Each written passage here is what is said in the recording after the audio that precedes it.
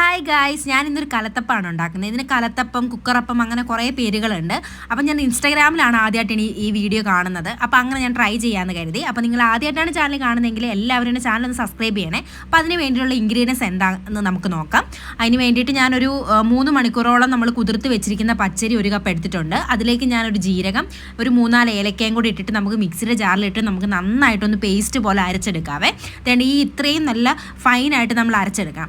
അപ്പം ഇത്രയും ആണ് മാവിനുള്ള ആവശ്യമുള്ള കാര്യങ്ങൾ. ഇനി നമുക്ക് ശർക്കര വേണം. നമുക്ക് മധുരത്തിന് ആവശ്യമായിട്ടുള്ള ശർക്കര നമുക്ക് ആഡ് ചെയ്ത് കൊടുക്കാവേ. അപ്പം എനിക്ക് ആവശ്യത്തിനുള്ളൊരു അരമുറി ശർക്കരയാണ് ഞാൻ ഇട്ട് കൊടുത്തിരിക്കുന്നത്. അപ്പം നിങ്ങൾക്ക് മധുരത്തിനനുസരിച്ച് നിങ്ങൾക്ക് യൂസ് ചെയ്യാവുന്നതാണ്. അപ്പം ഞാൻ വേണ്ട അരമുറി ശർക്കരയും കുറച്ച് വെള്ളവും കൂടെ ഒഴിച്ചിട്ട് നമുക്ക് ഈ ശർക്കര പാനിയാകാൻ വേണ്ടിയിട്ട് നമുക്ക് ഒന്ന് അടുപ്പത്ത് വെച്ച് കൊടുക്കാവേ.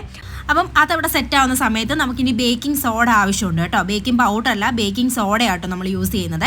അപ്പോൾ അതേ കുറച്ച് നമ്മുടെ മാവ് കുറച്ചുള്ളത് കൊണ്ട് തന്നെ കുറച്ചിട്ടാൽ മതി. കാരണം ഞാനൊരു വെള്ള സ്പൂൺ എടുത്തുകൊണ്ട് നിങ്ങൾക്ക് അതിൻ്റെ അളവ് അറിയാവുമെന്ന് അറിയത്തില്ല. അപ്പം ഞാൻ ജസ്റ്റ് നേരത്തെ കാണിച്ചു തരാം കേട്ടോ. കുറച്ചേ ഞാൻ ഇട്ട് കൊടുത്തിട്ടുള്ളൂ കേട്ടോ. അപ്പോൾ അതും കൂടെ ഇട്ടിട്ട് നമുക്ക് നന്നായിട്ടൊന്ന് മിക്സ് ചെയ്ത് കൊടുക്കാവേ. അപ്പോൾ നമ്മൾ നേരത്തെ വെച്ച ശർക്കര തേണ്ട പാനിയായിട്ട് വന്നുകൊണ്ടിരിക്കുക കേട്ടോ. ഇനി നമുക്ക് ഈ സമയത്തേക്ക് നമുക്ക് കുറച്ച് തേങ്ങയും കൊത്തി വെക്കണം. അതിൻ്റെ കൂടെ തന്നെ കുറച്ച് കുഞ്ഞുള്ളി ഉണ്ടല്ലോ, അതും കൂടെ നമുക്കൊന്ന് അരിഞ്ഞ് വെക്കേണ്ടതുണ്ട് കേട്ടോ. അപ്പോൾ ഞാനതൊന്ന് സെറ്റാക്കട്ടെ. അങ്ങനെ നമ്മുടെ തേങ്ങാക്കൊത്ത് കുനുകുനാന്നും നമ്മുടെ ഉള്ളിയും കുനുകുനാന്ന് അരിഞ്ഞിട്ടുണ്ട്. അങ്ങനെ തന്നെ ശർക്കര നമ്മുടെ ഇവിടെ പാനിയായിട്ട് വന്നിട്ടുണ്ട് കേട്ടോ. അപ്പോൾ നമ്മൾ നേരത്തെ വെച്ചിരുന്ന ആ ഒരു അരി കലക്കി വെച്ചിട്ടുണ്ടായിരുന്നല്ലോ നമ്മൾ ആ ഒരു പച്ചരി. അപ്പോൾ നമ്മൾ ആ ചൂടോടെ തന്നെ, നമ്മൾ ചൂടൊന്നും മാറ്റുന്നില്ല.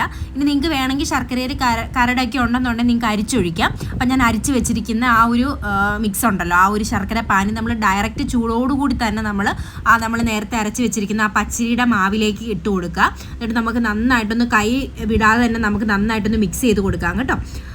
അപ്പം ഇതാണ് നമ്മുടെ ഇതിൻ്റെ മാവെന്ന് പറയുന്നത്. അപ്പം നിങ്ങൾക്ക് മധുരമൊക്കെ കറക്റ്റ് ആയിരിക്കും. അപ്പം എൻ്റെ ഒരു മധുരം എന്ന് പറയുന്നത് കറക്റ്റ് ആയിരുന്നു കേട്ടോ. അപ്പം നമ്മൾ കൈ വിടാതെ തന്നെ ഇളക്കി കൊടുക്കുക. കാരണം ആ ഒരു നല്ല തിക്കാവുന്ന ആ ഒരു പോലെ നമുക്ക് ഫീൽ ചെയ്യും ഇളക്കുന്ന ടൈമിൽ.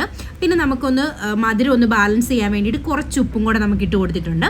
അപ്പോൾ ഇവിടെ മാവ് സെറ്റായി. ഇനി നമ്മൾ പാൻ ചൂടായി കഴിയുമ്പോഴേക്കും നമ്മളിതിൽ നെയ്യാട്ടോ ഉപയോഗിക്കുന്നത്. നിങ്ങൾക്ക് വേണമെന്നുണ്ടെങ്കിൽ വെളിച്ചെണ്ണ ഉപയോഗിക്കാം. കൂടുതലും നെയ്യായിരിക്കും കുറച്ചൊരു ടേസ്റ്റി ആയിട്ടുള്ളത്. അപ്പം ഞാൻ നെയ്യും കുറച്ച് എണ്ണയില്ല, നമ്മുടെ സാധാ കോക്കനട്ട് ഓയിലും കൂടെ ഉപയോഗിക്കുന്നുണ്ട്.